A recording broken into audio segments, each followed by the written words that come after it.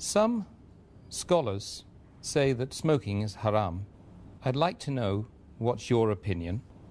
And does smoking invalidate the fast? As far as smoking is concerned, several years before, when science hadn't advanced that far, most of the scholars used to say that smoking is makruh. Based on the hadith of Muhammad sallallahu alaihi wasallam, which is mentioned in Sahih Bukhari, volume number 1, in the book of Adhan, hadith number 855, where the Prophet said that anyone who eats garlic or onion, they should stay away from us and stay away from the mosque. Prophet said that, don't come to the mosque after having garlic or onion because there's bad breath. When you are smoking, the breath is worse than onion or garlic. So based on this hadith, therefore garlic and onion doesn't become haram, it was makruh. So based on this hadith, scholars give the fatwa that smoking is makruh. But now, after science has advanced, we have come to know that smoking is nothing but it's a slow poisoning. Tobacco in any form, whether smoking, cigarettes, whether bidi, whether tobacco and hookah, whether chewing tobacco, all forms of tobacco contain nicotine and tar. And we know it's nothing but slow poisoning. That is the reason most of the non-Muslims also, they agree that smoking is haram. Not only the Muslim world, even the non-Muslims. That is the reason they put a statutory warning on the cigarette packs. They put a statutory warning saying cigarette smoking is injurious to health. Or in some countries it mentioned general surgeon's warning or surgeon general's warning. Smoking is injurious to health. And anyone gives an ad, whether in newspaper, in the magazine or television, it is compulsory that they have to highlight the statement, smoking is injurious to health. So I'm not talking about the Muslim world, even the non-Muslim world agrees that smoking is nothing but slow poisoning. And today, according to statistics, the World Health Organization says that every year more than 4 million people die only because of smoking. And if you count the other forms of tobacco, it will be much more. And today medical science tells us, and even I had learned when I was doing my medicine in the medical college, that more than 90% of the lung cancer deaths are only due to smoking, whether cigarette or bidi or whatever it is. 25% of the cardiovascular deaths are only because of smoking. 70 to 75% of bronchitis and related deaths are only because of smoking. Smoking is nothing but slow poisoning. It blackens your lips, blackens your gums, your fingertips, it damages your lips, it damages your esophagus, it damages your stomach, and it can cause constipation, it can cause loss of appetite, it can cause loss of libido, your sexual power gets suppressed, it can cause immunity to the drugs you take, and it reduces the defense of your body. And you can only give a talk on why smoking is haram, and I've given a talk on dietary laws in Islam, and I've covered this topic in detail. Time doesn't permit me here. But based on all these various research, there are today more than 400 fatwas. The majority of the scholars, they agree that smoking is haram, and all form of tobacco is haram. There may be certain scholars of certain countries, including this country where I come from, India, they say it is makruh yet.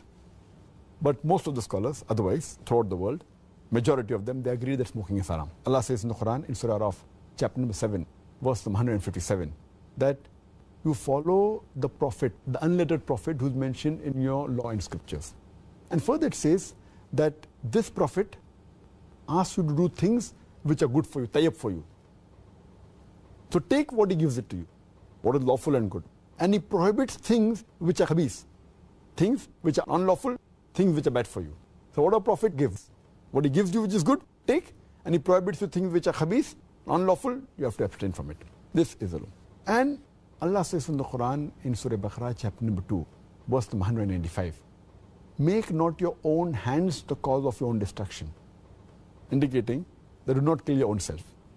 Because smoking is nothing but slow poisoning, it comes under this category, something like suicide. Slow poisoning, every puff you take, you reduce your life. So based on this, there are more than 400 fatwas saying that smoking is haram.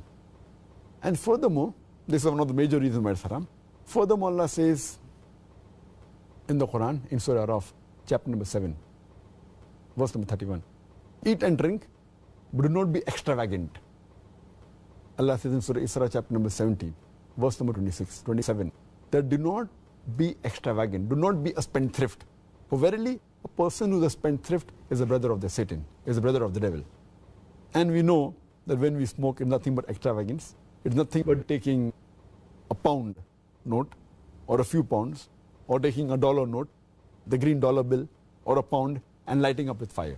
When we smoke, when we light the cigarette, it's nothing but burning money, whether it be rupees, whether it be dollars, whether it be pounds, whether it be riyals. It's nothing but extravagance, which is haram in Islam. And you can give a list of reasons why it's haram.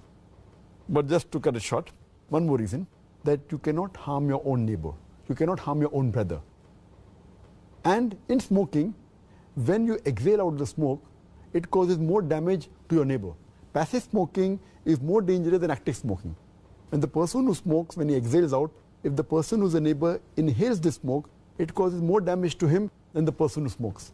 That's the reason many countries like Singapore, etc., they've banned smoking in public places. In your personal house, you can do it. In public places, in government places, smoking has been banned.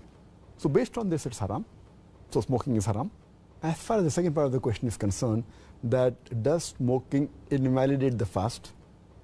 Normally when a person smokes, the smoke goes into the lung, but there are some other particles also that go into the stomach.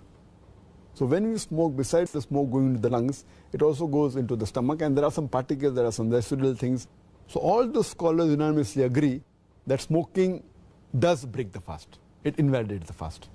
So when you are smoking, besides a person breaking the fast, he's even doing a sin, and that reduces the reward.